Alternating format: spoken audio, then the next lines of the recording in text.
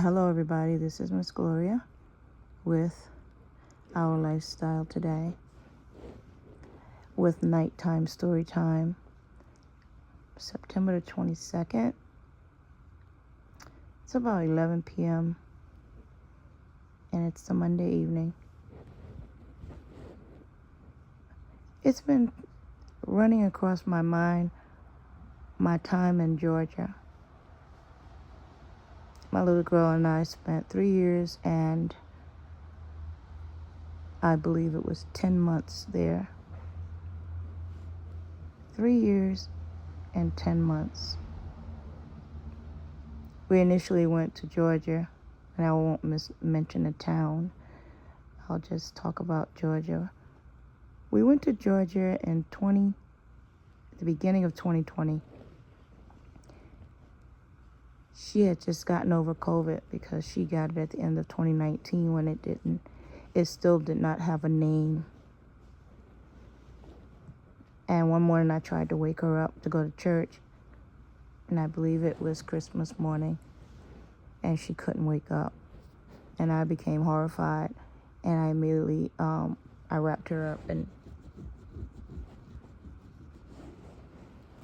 got her into the car and drove her to the hospital.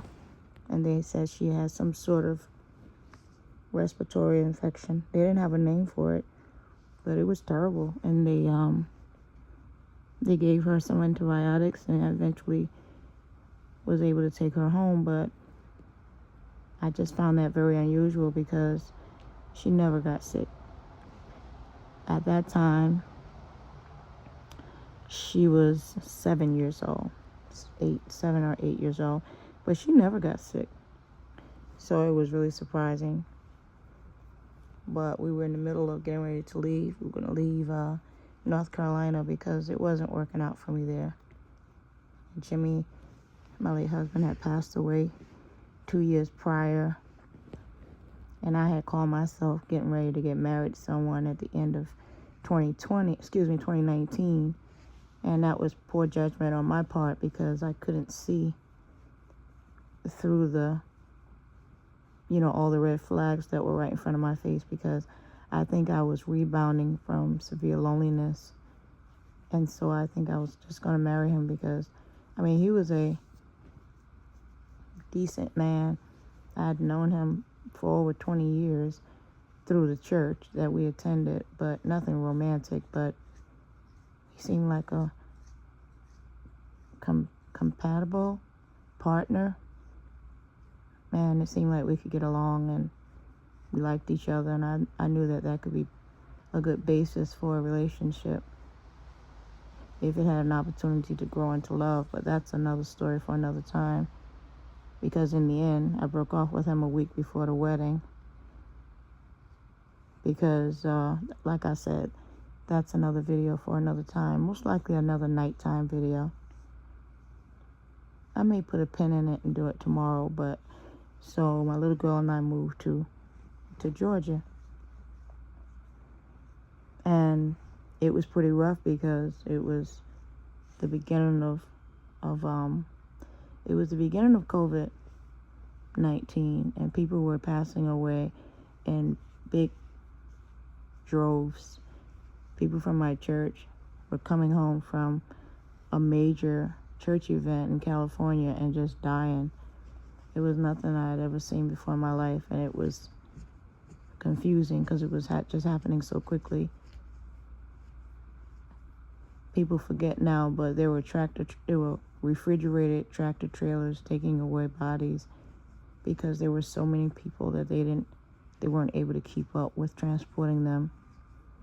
It was a horrific time, and I really don't understand why so many of us are acting as if it never happened.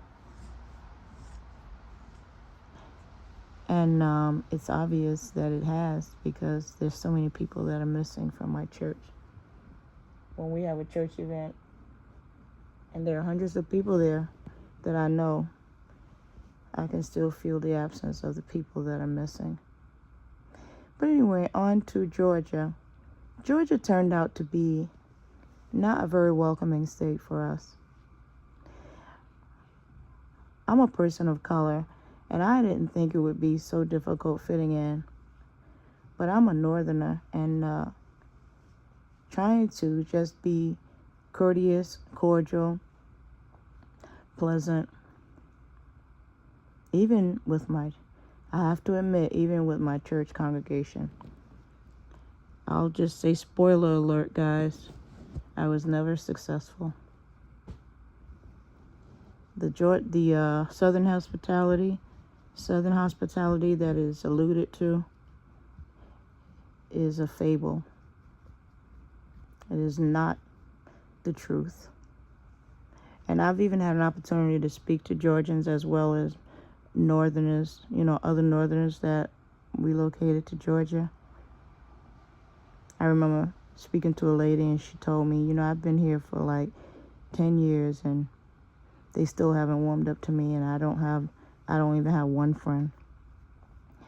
I remember I had been there about 2 years when I heard that, and I was very disappointed because I was at a point where I couldn't understand what I had to do, what I needed to do, like how I needed to interact with people in Georgia in order to feel at least a sense of warmth, even if I didn't have, even if they didn't do acceptance. Because even living in North Carolina for almost 20 years, I got a sense of, okay, this is who you are and this is who we are. And they were, I was able to adequately live there. And I didn't get a friend out of that situation either, but at least I got some acquaintances. Good Lord. But Georgia, they were not going to have it. It was like, Yankee, go home. So like I said, I'm a person of color, so they were also many people of color. It didn't work out. It was culture. It was a cultural difference. When I would talk, they would listen to how I talk and my accent instead of listening to what I would say. I could tell. So I was, talked at, not talked to, and then you got the other side, the people, I guess I could call them the people not of color. It was the exact same treatment. So I couldn't even call it, I didn't know what to call it. So I called it a cultural rift. That's what it was. It didn't matter what color I was or what race I was going to be treated the same way because I wasn't from there. I got to the point where I started to feel invisible. Started to mess with my head.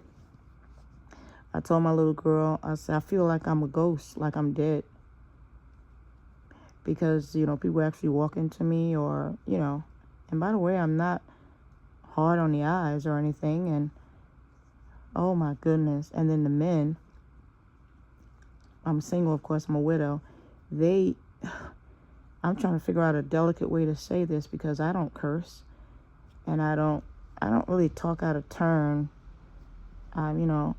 Okay, so it's pretty much like this. If you weren't going to have a relationship with them, and I'm using the word relationship loosely, you know what I really mean, they wouldn't have the time of day much to say to you if they didn't think there was going to be an opportunity for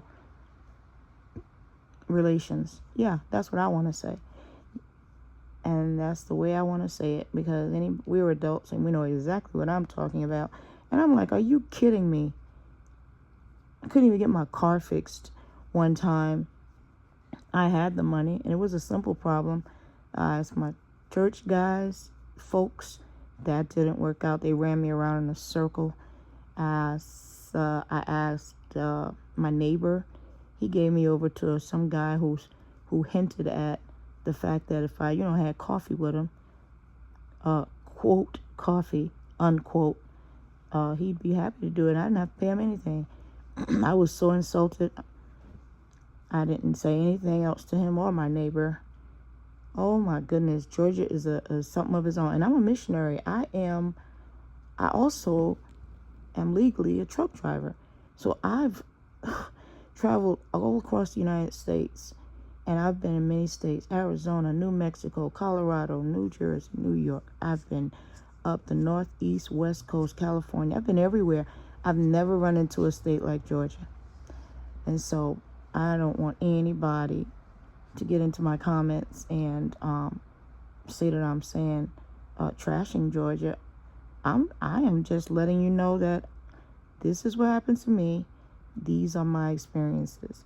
I have absolutely no idea why there's such a cultural rift with me personally, having lived there for 3 years and 10 months.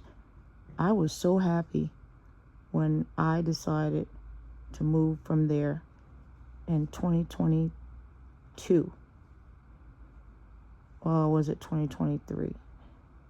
Yeah, it was 2022. It took me all the way to 2024 to actually get out of there. I felt like there were claws holding on to me. I actually literally had the money to leave, and things just kept happening and occurring with regard to life and my car. And by the time it was time to move in November 22nd, 2024, I got up like at 6 a.m. that morning, got our stuff together, and I, of course, didn't have any help. I had one of my adult children to help, and my little girl. She was 12 at the time.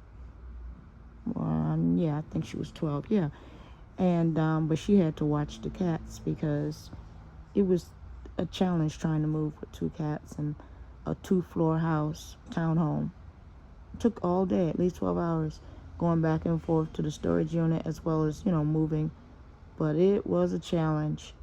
And then on the way out, down the road, leaving the Georgia back roads because it was dark by the time I left, a deer literally committed suicide in front of my car.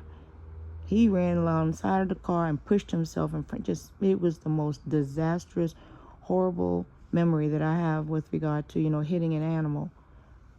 Oh my God, I was so blessed. I could have went right into the ditch with my whole family and the 2 cats, but we didn't. But along came a truck pull up beside us, and I don't know where the truck came because the roads were dark. They came up beside us out of nowhere and said, "Y'all okay?" And I said, "Yes, we're fine." And I didn't feel any fear. I don't even know why I didn't feel any fear. But they rolled up on the side of us, and it was a man and a woman, 2 people of color. Looked like a man and a woman out in the evening, perhaps. It was a pickup truck. He said, "Looks like you hit a deer back there." And I was like, "Yeah." He said, "It looks like he's still not dead. We're gonna go back and finish him off." Confusion swept all over my brain. I said to myself, first of all, where did these people come from? Second of all, what do you mean finish them off? Then I said, oh shoot, they must be hunters and they have a gun, whatever. And then the wife was like, "Yeah, I think you should call 911, blah, blah, blah." I used to be a police officer, and everything was just going over my head. I just wanted to leave. Now, I thanked them, and my car, thank God, it continued, it was able to continue to be used. And I took off down the road, and I thank God I wasn't even going that fast, because if I had, I'm sure that would have been a terrible disaster. I wasn't even going that fast. So anyway, we just went on, and we turned around and looked back, and we didn't even see the people. I said, did these people come from, were they like AIs or aliens or angels? I have no idea. And we didn't hear any gunshots. I don't know who those people were, where they came from, because when I was going down that road, there was nobody behind me. I guarantee. We were on a back road. It was dark, and that's the way Georgia's roads are. They're suicidal. I mean, you just like involuntary suicide. You just can really kill yourself not knowing what's going on back there. I don't know why they don't want to have lights for people to drive, because the car lights, the headlights are just not enough. Oh my God, it was so hard to get out of Georgia, but I finally made it to a main highway, and we drove north. I do have to go back there to get my items out of the storage unit, but I'm at a point where I'm ready to pay some worker guys almost anything for them to go get my items out of the storage unit, pay them to bring it back. That's where I am, because I just do not want to even set foot back in Georgia again.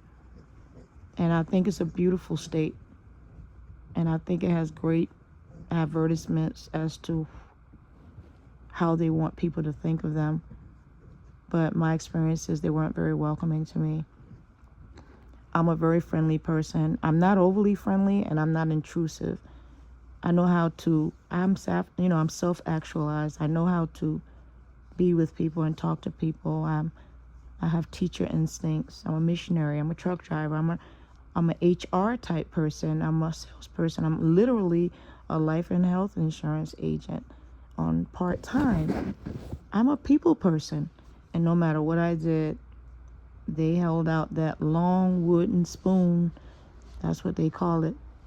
And it's like a straight, stiff arm, whereby every single time they saw me, whether it was church or whether it was a nice familiar place where we used to go, just me and, I gotta say, the library was the most warm, the warmest, the most comfortable places that my daughter and I went. Because I homeschool, so when we would go there to do our schoolwork, make copies, or just to hang out at the library for a few hours a day, that was the warmest. And then that was the warmest place, and we had a librarian. His name was Thomas. I remember him, and I remember that the young lady that used to, be there with us and help us. But that was it, the library. Oh yeah, and the McDonald's, where the manager was this really nice lady, African American woman. She was very kind. So our local McDonald's and our local library. That's about it. The church was a wonderful place as far as, have a spiritual time and give God the praises. But, well, it is what it is. I'm not one to I don't like talking negative about anybody or any place. And I like to say in the end, everything turned out well. The church family were very kind, and, but I sure wish it could have been different, because I really put myself out to really want to have a warm experience with them after losing Jimmy. I guess that's what I needed, but, I guess life is not all about me, because other things have to take place in life in order for things to go how they are destined to go. And I tell you what, I would not have left, I would never have left Georgia if everything had been peachy. That's funny, I should say peachy, because they say they're the peach state. So I was very motivated to leave, and I'm very excited that I did, because some wonderful things happened there that were, gave me a foundation to be where I am. Not enough, but enough in order for me to, I guess that's a contradiction. Not a whole lot, but enough in order for me to be able to be in the North and to be living comfortably, and very, very pleased. I feel like I can breathe again. The Northerners are so kind. Even when we're living in a world where, of course, atrocities are happening every single minute, I still, I live in a building that is basically like a welcoming building. I go to a church, same denomination, same religion, same everything, except the people are so open and simple. And as far as hello, meet Gloria, and missionary Gloria, and speaking to my daughter, and act as if they see us, and will actually have a conversation with us from time to time. I have a choice. I just feel like I'm in a world of normalcy. And all of the, how do you say it? The falsehoods that people have said about the North. Oh, by the way, I'm originally from New York, Brooklyn, New York. All of the things people say, oh, Northerners are mean, Northerners is all not true. And I'm not saying it because I'm from the North. It's because I know what I've experienced. And, we can only talk about our life experiences. So if anybody get in the comments and start arguing or debating with me about my life experience, I would like for you to know that that's illogical, because you can't tell me anything about my life experience, just like I can't tell you anything about your life experience. I'm a woman of color. I'm an older woman, well-seasoned, and these are my experiences. And I would like to share them, because I would like Southerners to know that, I don't know. I really don't know what's going on culturally in Georgia. And I did do some history, and I think part of it has to do with the history of Georgia. Georgia's history. And they're taking it, and they have taken it from generation to generation to generation to generation.